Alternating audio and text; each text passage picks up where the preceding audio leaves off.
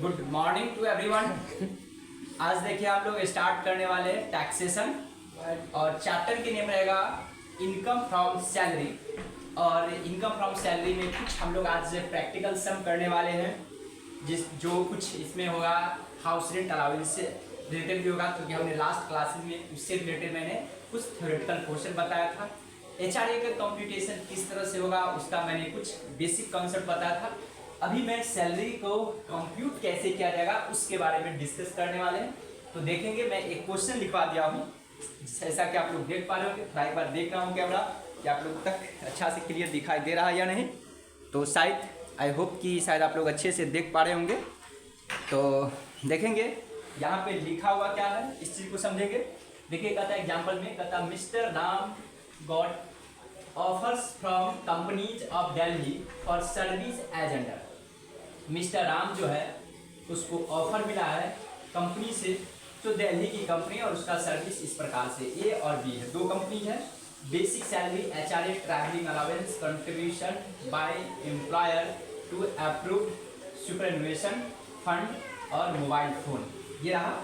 Other information में आपको कहता है सेविंग अकाउंट अंडर सेक्शन 80 में 1 लाख है। हाउस रेंट पेड कहता है 13,000 पर मंथ है। मोबाइल फोन फॉर कहता है प्राइवेट पर्पस के लिए है।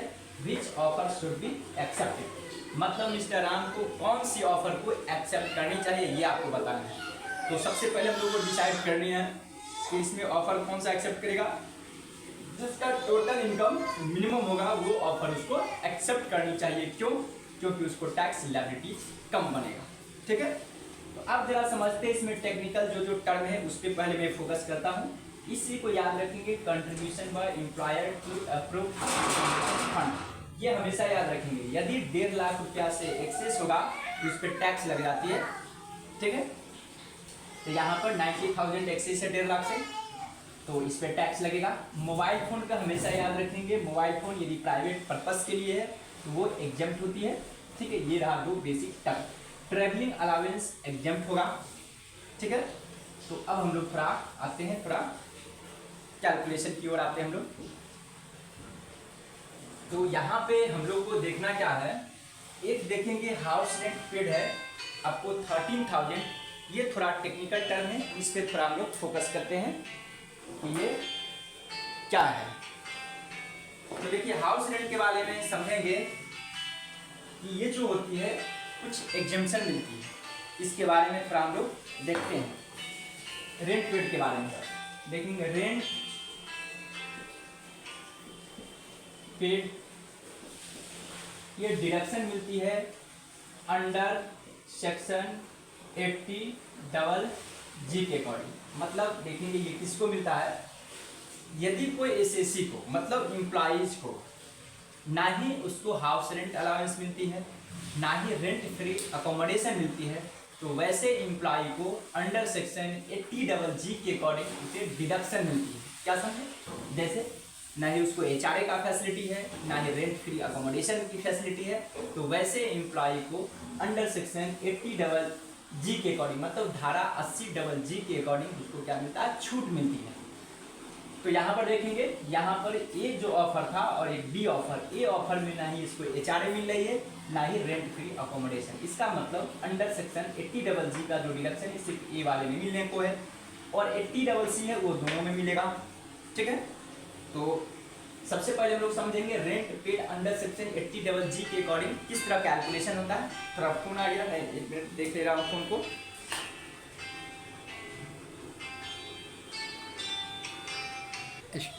तो देखेंगे यहाँ पे रेंट पेड का जो डिडक्शन होता है उसका कैलकुलेशन। सबसे पहले 1 में, जो 3 में जो सबसे छोटा होगा उतना डिडक्शन मिलेगा। एक होगा rent paid minus 10% of adjusted total income. Adjusted total income ये हम बताएंगे किस तरह से होगा। दूसरा होगा 25% ऑफ एडजस्टेड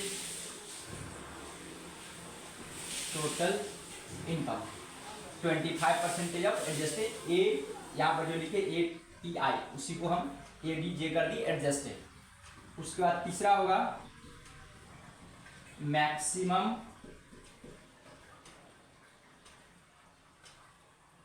$5,000 पर मंथ। इस तरह से हम लोग कैलकुलेशन करेंगे। विच एवर इज लेस, जो इन तीनों में जो सबसे छोटा होगा वो एग्जम्पशन मिलेगा। यहां तक बातें समझ में आ रही है? तो अब हम लोग चलते हैं, कैलकुलेशन करते हैं, और जो भी लिस्ट होगा वो हम लोग मानेंगे कि वो ऑफर उसको एक्सेप्ट करनी चाहिए। इसको हम मिटाते हैं, आप लोग नोट कर लेंगे, ठीक है? तो अब हम लोग चलते हैं, इसको थोड़ा मैं मिटाता हूं सबसे पहले, और आप लोग रेडी हो जाएंगे। शायद आप लोग समझ पा रहे होंगे, क्योंकि ये कॉन्सेप्ट समझना जरूरी था, क्योंकि मैं वहां पे डायरेक्टली कैलकुलेशन करूंगा, क्योंकि मेरे पास स्पेस की कमी होगा। तो यहाँ पे मैं एक ही बार में 2 कॉलम बनाऊंगा, ठीक है? एक ऑफर ए के लिए और दूसरा होगा ऑफर बी के लिए, ठीक है? कंप्यूटेशन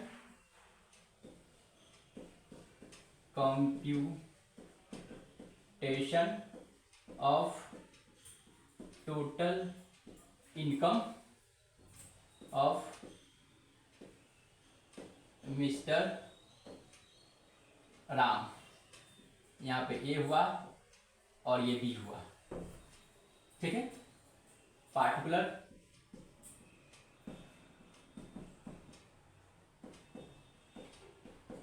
पार्टिकुलर्स, ठीक है?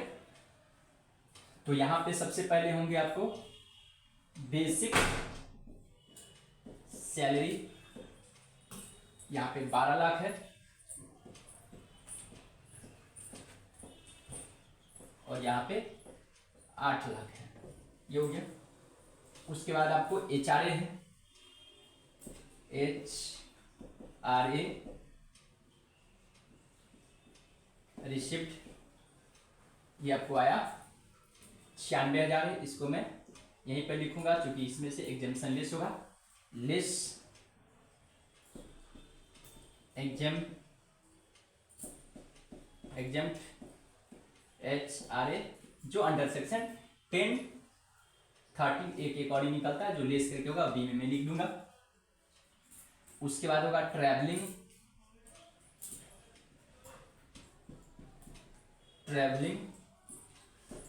अलाउंस, ठीक है? ये आपको एग्जाम्प्ट है। उसके बाद लिखूंगा contribution to approved superannuation fund in excess of ₹1.5 lakh.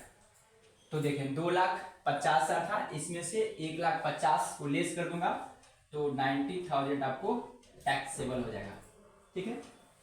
उसके बाद क्या करता है, मोबाइल फोन एग्जाम्प्ट है।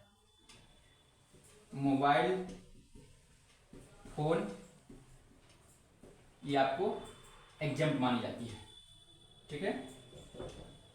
इसको मैं एग्जाम्प्ट कर दिया। यहां तक बातें समझ में आ रही है? अब तो कुछ है नहीं,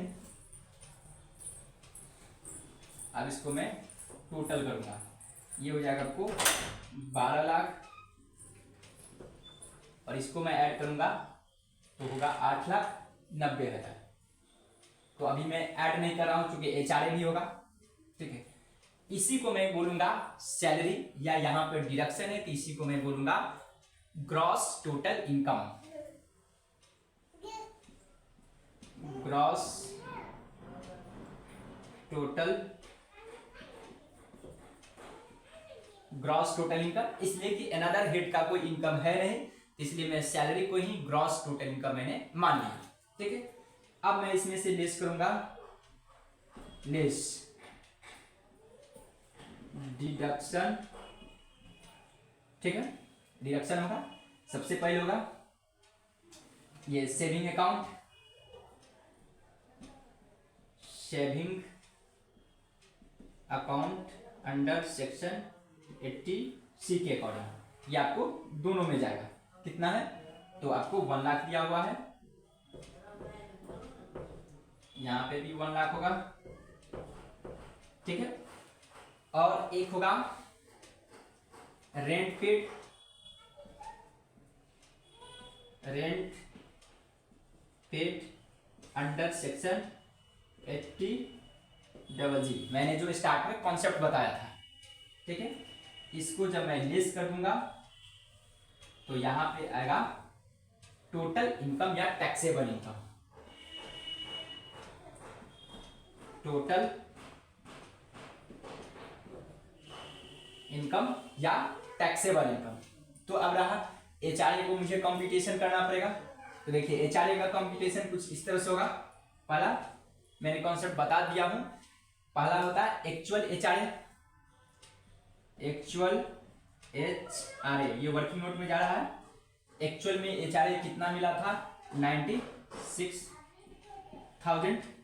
दूसरा में होता है rent paid minus 10% of salary, तो रेंट पेमेंट हो रही है 13,000 पर मंथ। तो 13,000 पर मंथ का मतलब हुआ 13 से मल्टीप्लाई, 13 1 से 30 और 13 गुना 26, तो 1,56,000 हो जाएगा। 1,56,000 माइनस 10% ऑफ सैलरी। तो सैलरी में मैंने बताया था एचआरए का जब कंप्यूटेशन मैंने बताया था, एचआरए में basic salary plus DA as per term of employment, यहाँ पर डीए है नहीं तो सिर्फ बेसिक सैलरी जाएगा। 80,000 यहाँ पे दिया होगा 8 lakh into 10/100 is equal to कितना होगा, 80,000 होगा। 56 में से 80 जाएगा तो कितना होगा, 76,000, 76,000, ठीक है। तीसरा होगा 50% या 40% ऑफ सैलरी। तो यहाँ पर मेट्रो सिटी अर्थात मतलब महानगर है, मतलब दिल्ली में हाउस सिचुएटेड है, इसलिए 50% होगा सैलरी का। तो 8 लाख का 50% इंटू 50/100 इज इक्वल टू होगा 4 लाख, ठीक है। इन तीनों में सबसे छोटा कौन सा है, तो 76,000 आपको एग्जेम्प्ट हो गया, ठीक है।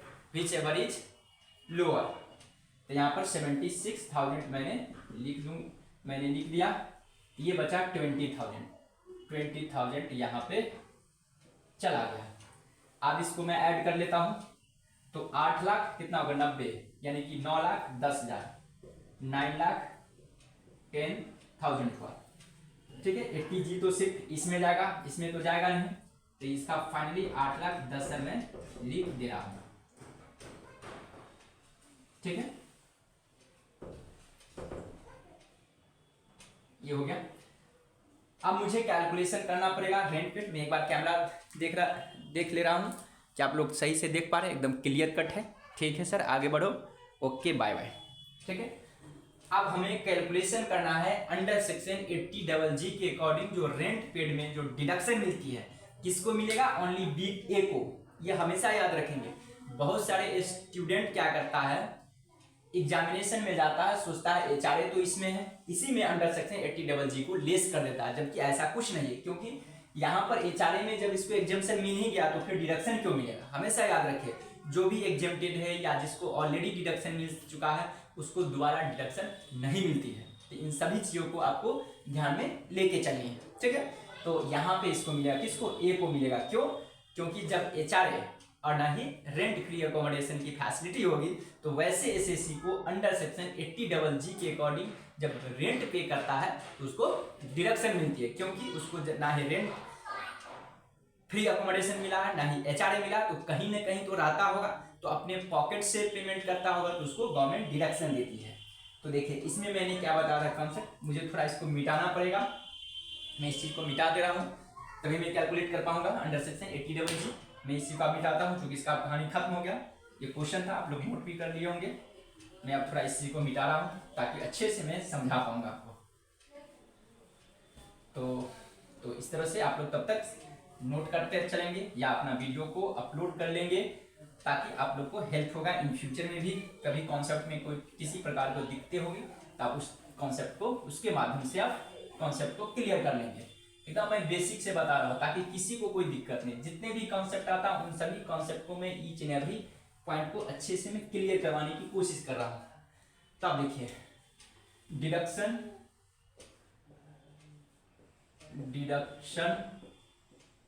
अंडर सेक्शन 80GG किसके लिए? Rent paid.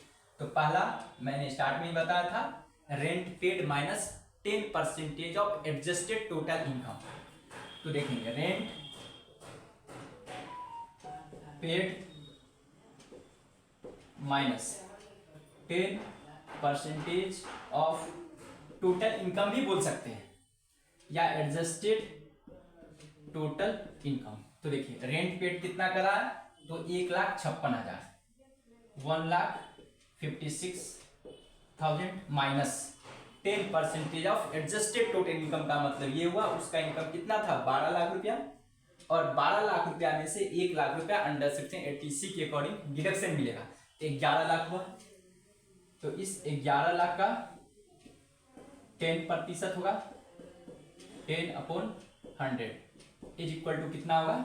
यहाँ पे हो जाएगा 1,10,000, 11,000 का 10%, और ये 56। तो 56 में से 10 गया, तो ये बचा आपको 46,000।